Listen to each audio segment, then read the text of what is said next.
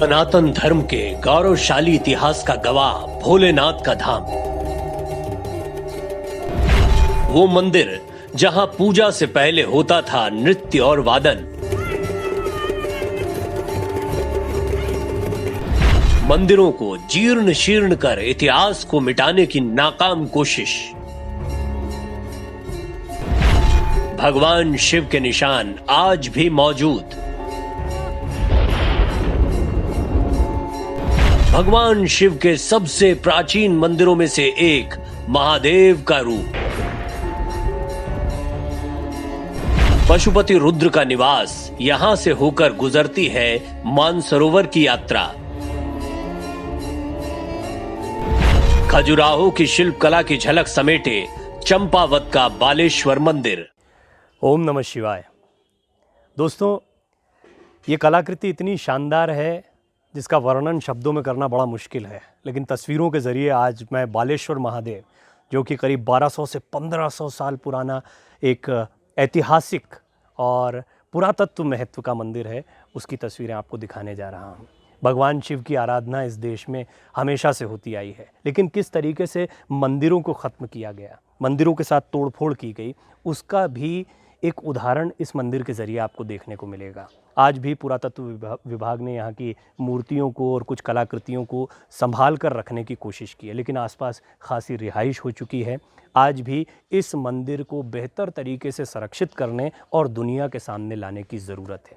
आइए आपको दिखाते हैं बालेश्वर महादेव।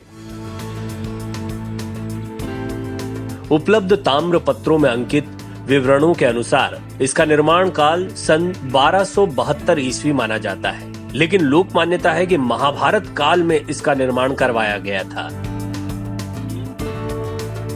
बालेश्वर मंदिर का जीर्णोद्धार चंद शासन काल में माना जाता है। बाद में सन 1420 में राजा ध्यानचंद ने अपने पिता ज्ञानचंद के पापों से प्रायश्चित के लिए भी बालेश्वर मंदिर का जीर्णोद्धार कराया।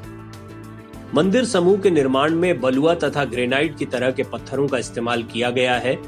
मूलतः शिखर शैली पर निर्मित बालेश्वर मंदिर ठोस चिनाई के जगत पर आधारित है। गर्भगृह तथा मंडप की छतों पर कालिया मर्दन अंकित है और बाहरी दीवारों पर ब्रह्मा, विष्णु, महेश तथा अन्य देवी देवताओं का अंकन किया गया है। इस मंदिर और चंपावत के अन्य देव स्थानों के बारे में संस्कृत का ये श्लोक प्रसिद्ध है। पार्श्वे यत्र विराजते भगवती श्री हिंगला दक्षिणे वामे मानसरोवरः सुविमलः पूर्वे स कांतेश्वरः मध्ये गौरल भैरवो च वसतः श्री नागबालीश्वरो वंदे ताम नगरीम सदा शिवमयीम चंपावती सर्वदा। यहाँ से पूर्व दिशा में कांतेश्वर महादेव और उत्तर पूर्व में मानसेश्वर महादेव है, तो दक्षिण दिशा की चोटी पर हिंगला देवी व तहसील कार्यालय के पास नागनाथ मंदिर विद्यमान है। बालेश्वर मंदिर समूह के अंतर्गत चंपावती देवी मंदिर, बटुक भैरव मंदिर तथा मालिका मंदिर भी आते हैं।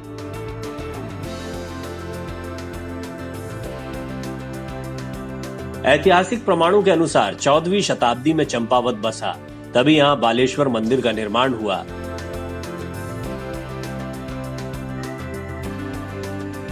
चंपावत को बसाने में अभय चंद की मुख्य भूमिका मानी जाती है। बालेश्वर मंदिर में अभय चंद का 1371 ईस्वी का आलेख खंडित अवस्था में भी है। एक अन्य शिलालेख समीपवर्ती चौकुनी गांव के मंदिर में भी है। कहा जाता है कि बालेश्वर मंदिर से उत्तर दिशा में एक बौद्ध तीर्थ भी था।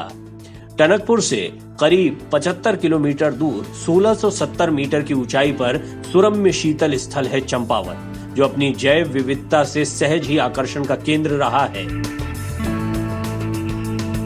चंपावत के अंचल से ही कुमाऊं का नामकरण भी हुआ। इसी क्षेत्र को कुर्मू कहा गया, जहां भगवान विष्णु का कुर्मावतार हुआ।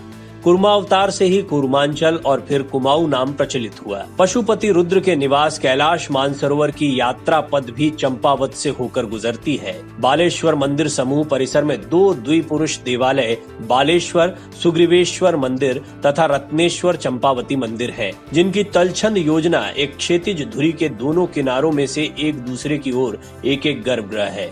जिसके सामने रंग मंडप तथा दोनों को संयोजित करता मुख मंडप बना हुआ है। ऊपर के छंद में 9 अलंकृत पट्टियों द्वारा प्रसाद पीठ, वेदीबंद और फिर त्रिअंगी पंचरथ से डिजाइन किया गया जंगा भाग बना है। मंडप आज ध्वस्त अवस्था में है।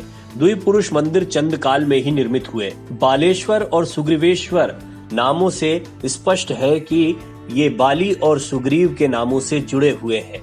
हालांकि इसके प्रमाण बहुत ज्यादा नहीं मिलते, लेकिन इन मंदिरों को बाली से जोड़कर भी देखा जाता है। कई लोगों की मान्यता है कि बाली ने यहाँ भगवान शिव की पूजा अर्चना की थी। बालेश्वर मंदिर में विविध पूजा अर्चना संपन्न होती है। कहा जाता है कि शिव जी की पूजा से पहले यहाँ गीत, संगीत और नृत्य के जरिए उपासना की जाती थी, उसके बाद पूजा की जाती थी।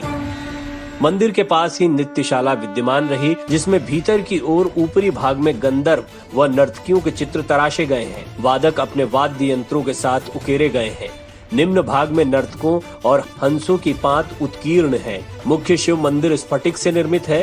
कहा जाता है कि दूसरे शिव ग्रह की निर्मित नीलम से की गई थी, जिसे रुहेला आक्रांताओं द्वारा ध्वस्त कर दिया गया था।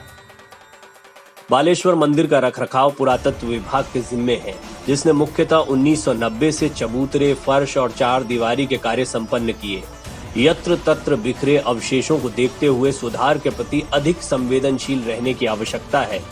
15 सितंबर 1997 में चंपावत जनपद बना। इसकी संभावना एक सुंदर सांस्कृतिक पर्यटन स्थली और समृद्ध लोकधात की स्थली के रूप में बनी है। अभी तक किए गए प्रयासों से तो मुख्यालय की सुविधाएं बटोरने के लिए नित नए भवनों के निर्माण से ही लोक नियति संलग्न है। पुरातन शिल्प व स्थापत्य कला के भग्नावेश खंडरों का रूप न ले लें, इसके लिए हमें ज्यादा संवेदनशील होने की जरूरत है।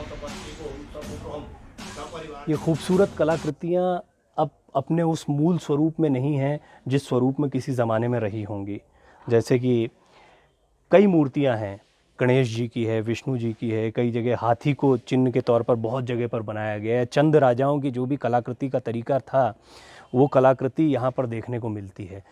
हमारे यहाँ की जो धार्मिक आस्था और पौराणिक कथाएँ हैं, उनका चित्रण जब मिलता है हज़ारों साल और लाखों साल पुरानी परंपराओं में भी मिलता है, तो निश्चित तौर पर ये बात सत्य हो जाती है कि हमारी परंपराएं, हमारे ग्रंथ, हमें जो जानकारियां अपने धर्म के बारे में दी गई हैं, हमारे गौरवशाली इतिहास के बारे में जो कुछ बताया जाता है, उनमें बहुत कुछ सत्यता है। और उसका जीता जागता सबूत बालेश्वर महादेव जैसे कई मंदिर हैं। एक ये मंदिर है जो हमारे गौरवशाली इतिहास का जीता जागता सबूत है। उम्मीद है बहुत थोड़ी सी तस्वीरें या थोड़ी सी जानकारियाँ आपके सामने रख पाया होऊंगा। बहुत बहुत धन्यवाद आपका देखने के लिए। ओम नमः शिवाय।